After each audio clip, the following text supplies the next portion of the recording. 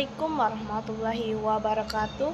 Perkenalkan, nama saya Deca Putri Cantika dengan NIM 8607900582. Baiklah, di sini saya akan menyajikan hasil analisis saya tentang modul penegakan hukum di Indonesia. Penegakan hukum di Indonesia. Negara hukum adalah sistem pemerintah yang menetapkan hukum sebagai otoritas tertinggi dalam mengatur kehidupan masyarakat.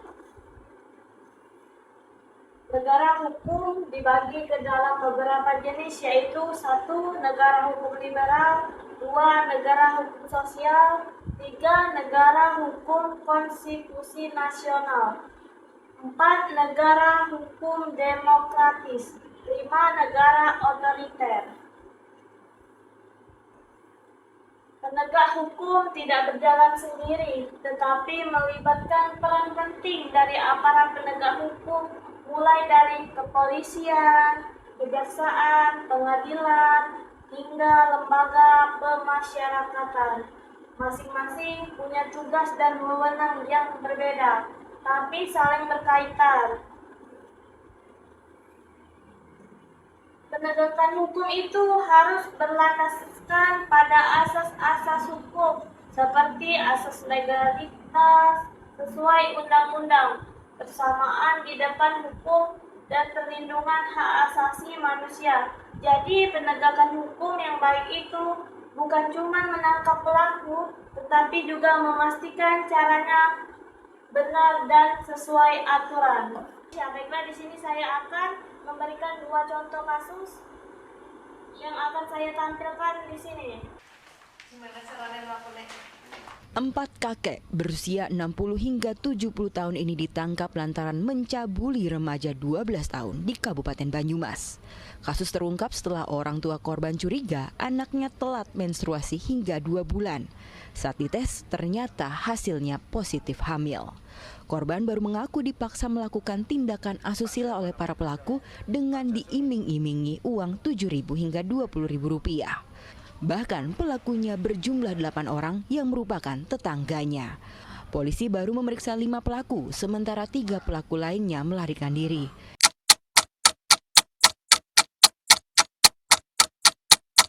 Pengadaan lahan di Rorotan, Jakarta Utara.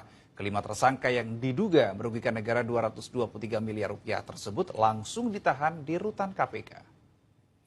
Kasus ini berawal saat PT TEP berencana membeli 6 bidang tanah milik PT Nusa Kirana Real Estate atau PT NKRE pada Februari 2019. Tanah ini memiliki luas 11,72 hektar seharga Rp950.000 per meter persegi. Kemudian PT TEP melayangkan surat kerjasama pengelolaan lahan dengan harga penawaran Rp3,2 juta per meter persegi menggunakan skema kerjasama operasional pengelolaan tanah bersama PT TEP dan Perumda Pembangunan Saranajaya. Tawaran itu lantas direspons oleh tersangka Yuri yang saat itu menjabat sebagai Dirut Perumda Jaya. Kerjasama pengelolaan dilakukan tanpa melakukan kajian yang sesuai aturan.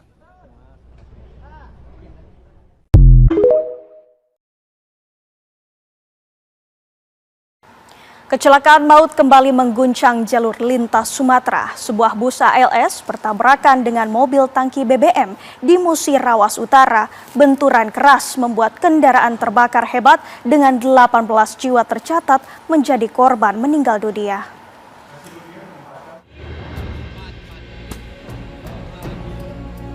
Bus antar lintas Sumatera ALS terbakar di Kabupaten Musirawas Utara, Sumatera Selatan.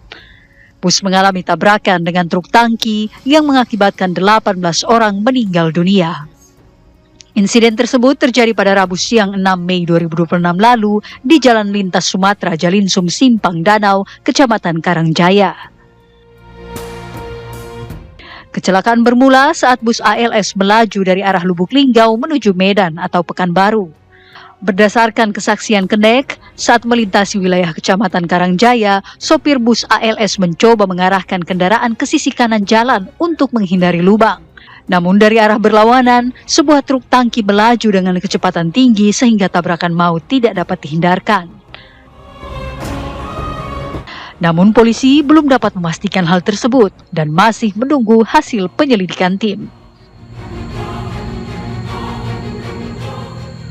Melakukan olah TKP, mengumpulkan barang bukti semua yang ada, bahan keterangan dari saksi, terutama memang dari saksi atas nama Faldi, kenehnya yang selamat itu menyampaikan bahwa sopir bus waktu sebelum kejadian menghindar lubang. Namun yang jelas pernyataan tersebut harus kita kuatkan, Mbak, dengan bukti scientific investigation dari tim TAK kami yang lagi berproses dalam penyelidikan. Jadi mohon waktu. Total korban tewas akibat kecelakaan maut bus ALS dengan truk tangki BBM di Jalinsum berjumlah 18 orang. Belasan korban itu berada dalam 17 kantong jenazah. Petugas DVI menemukan dalam satu kantong jenazah ada 2 bagian tubuh yang saling menempel.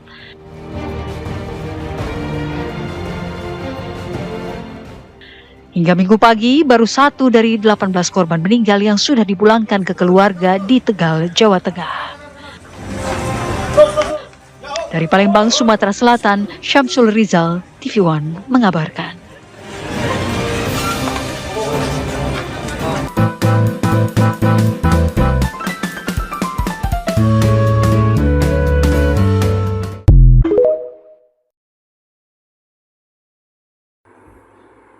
Pandangan analisis saya terhadap modul ini setelah mempelajari materi ini, menurut saya isi modul ini sangat penting dan relevan. Modul ini mengajarkan kita bahwa hukum itu bukan sekedar tulisan di kertas tapi harus dijalankan. Kesimpulan modul tentang penegakan hukum ini memberi pemahaman lengkap bahwa hukum adalah fondasi ketertiban.